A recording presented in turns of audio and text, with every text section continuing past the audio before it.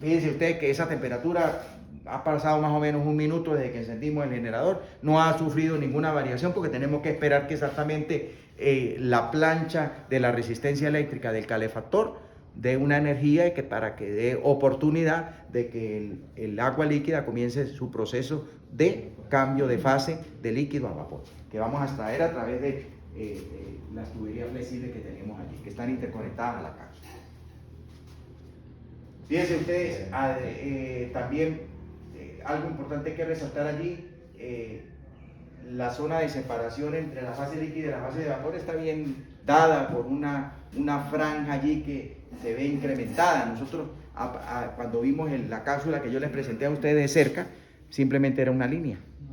Pero fíjense que allí la tenemos un poco aumentada. Esa zona es lo que se conoce como la zona de separación interfase líquido-vapor, que es lo que nosotros llamamos comúnmente el menisco. Menisco de separación entre la fase de vapor y la fase líquida.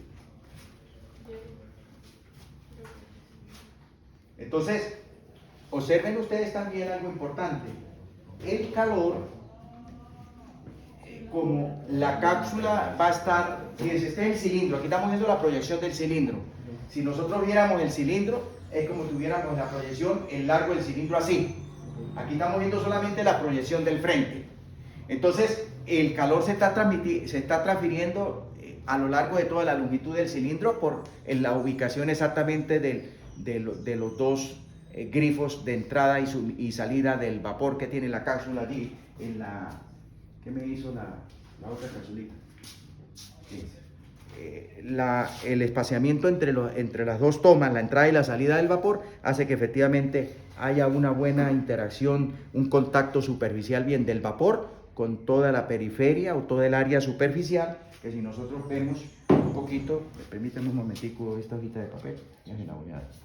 Fíjense, háganse de cuenta ustedes, tengo el cilindro así, ¿sí? El calor que estoy suministrando a través del vapor está ocurriendo a través de toda esta área superficial, de forma radial, para que efectivamente lo que está dentro como tenemos paredes altamente diatérmicas, ese calor lo absorba el hexafluoruro.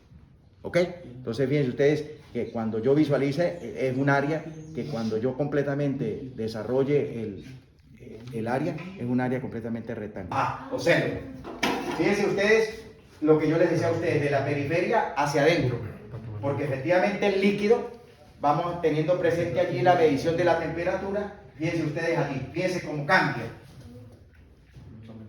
Las partículas comienzan un movimiento entonces de las de mayor a menor densidad, las de menor densidad bajan, las de mayor densidad por efecto de la temperatura, como está aumentando, suben y comienza un movimiento violento que hace que el cambio allí, observamos una turbulencia dentro del cambio físico que está sucediendo allí. Observen ustedes que el nivel de separación entre líquido y vapor comienza ¿a qué? A descender. Pilas allá, pilas allí, ¿no, Javier? Cuando ya vaya llegando para que me desconecte el vapor, ¿no?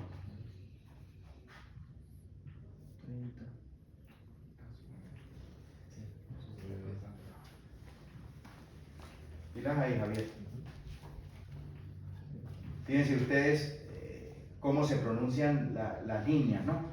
Que es el vertiente allí, ya porque tenemos directamente, fíjense, la diferencia de densidad de las partículas hace que se logre ese movimiento. Ahorita trata de estabilizarse un poquito, pero observen ustedes que hay mayor turbulencia en la zona líquida que en la zona del vapor. 37, 38. Pilas. Ajá, desconectamos para que la transferencia de calor y poder exactamente visualizar cuándo desaparece el menisco. Entonces pilas, ajá, pilas. Esto es instantáneo. Pilas allí el termómetro con lo que está visualizando. Ajá.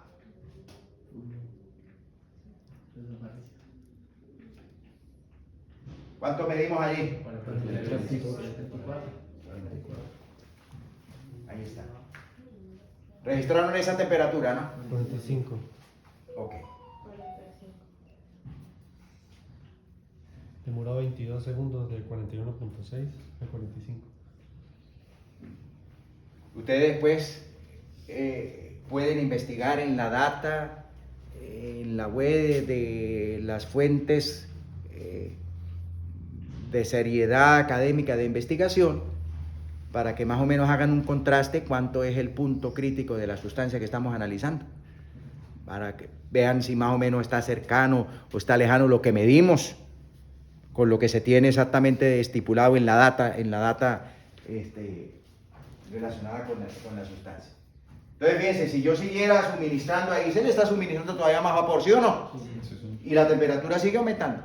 Entonces, ahora vamos a hacer el proceso inverso. Entonces, ¿cómo vamos a realizar el proceso inverso? Simplemente hemos desconectado allí desconectamos entonces el suministro de vapor a través del generador de vapor. Y entonces ahora simplemente lo que vamos a hacer, en vez de suministrar vapor, vamos a suministrar ¿qué?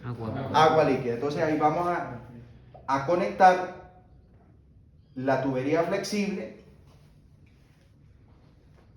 del banco del mesón y vamos a abrir muy levemente la válvula para suministrar muy levemente flujo de agua líquida al sistema.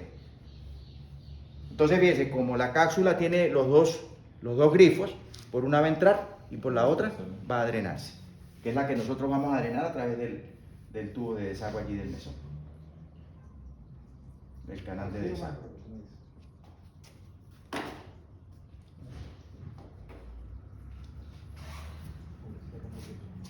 No, yo creo que está bien así como lo dejo. Entonces fíjense, exactamente, observen ustedes allí, vamos a comenzar ahora, fíjense que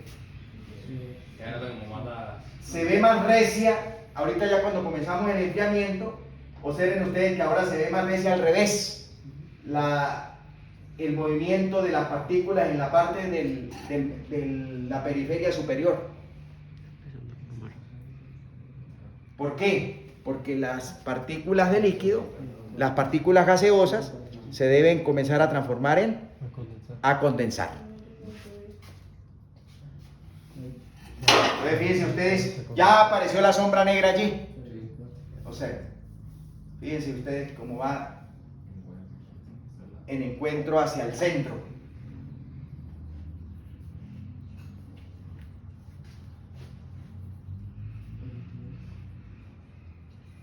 Y fíjense como ahora nosotros estamos extrayendo calor.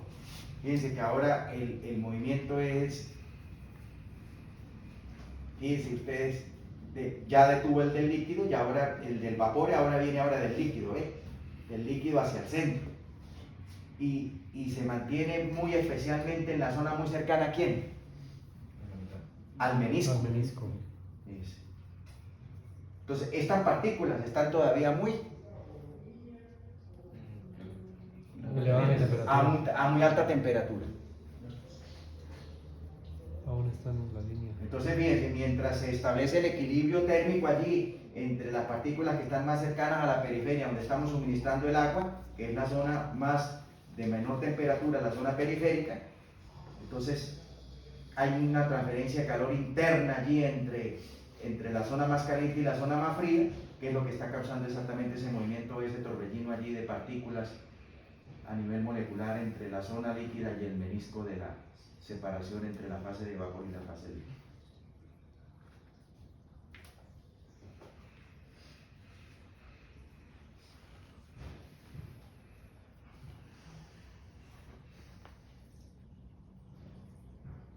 Enseguida que ya va la temperatura en 32,4. ¿Hasta cuándo ocurrirá la transferencia de calor? Hasta que el sistema alcance la misma temperatura del fluido suministrado. Cuando haya el equilibrio térmico.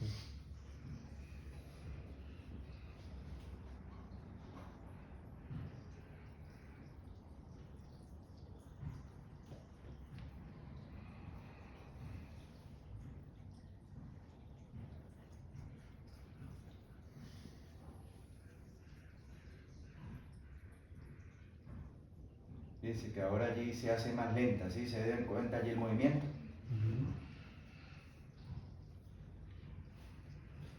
Disminuye la energía.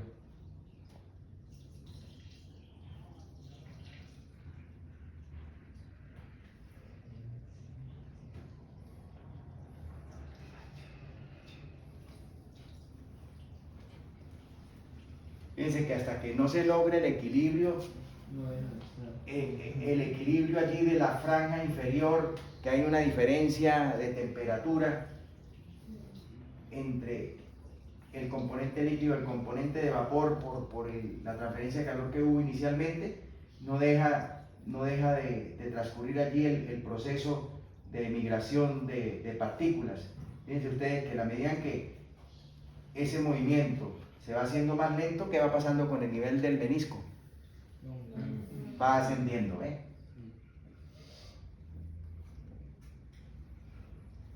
Hasta que finalmente el círculo se transforma en la mitad líquido y mitad vapor.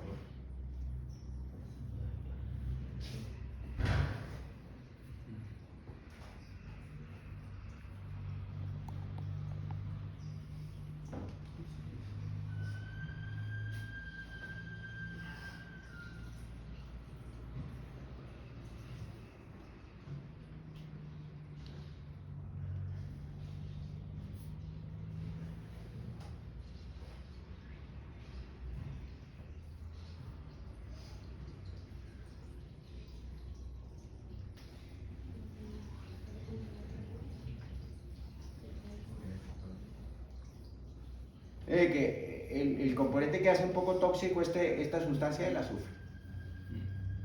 Recuerden que está compuesto de azufre y flúor, o sea, fluoruro de azufre.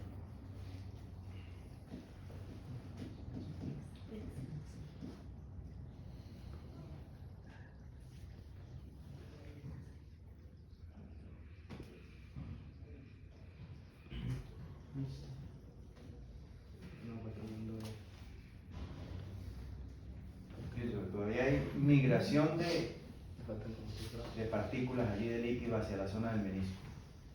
Y todavía se ve una zona muy oscura del menisco comparada con la de la parte de arriba. Recuerden que inicialmente pues se veía una franja toda que no había distinción, sino era una franja de un mismo color. ¿Sí o no? Recuerden que estamos viendo un fenómeno físico, no estamos haciendo ninguna medición experimental directamente sobre la proyección que estamos haciendo en la pantalla. Tengo una pregunta, tengo una duda. ¿Qué pasa si seguimos disminuyendo la temperatura? No, o sea, va a llegar un momento que no podemos disminuirla. Cuando se alcance el equilibrio del suministro de agua, no, porque se alcanza el equilibrio ya no hay rechazo de calor. ¿Sí?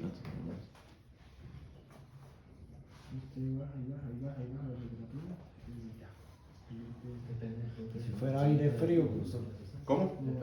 aire frío, como decir un aire acondicionado, se le está suministrando frío. Lo que pasa es que por las características de la cápsula, como es que está completamente cerrada, el suministro de vapor o de agua es lo que hace que haya mayor contacto térmico con la superficie periférica del cilindro que contiene el hexafluoruro de azufre. ¿Ve? Entonces el aire, a pesar de ser gaseoso, pero no tiene tan buena efectividad de la conductividad térmica para poder extraer calor. ¿Ve? No se preocupen que todo eso lo vamos a analizar en la materia cuando yo los espero. Allá vamos todos. Con el favor de Dios, allá los espero, con los brazos abiertos. Listo, borrón.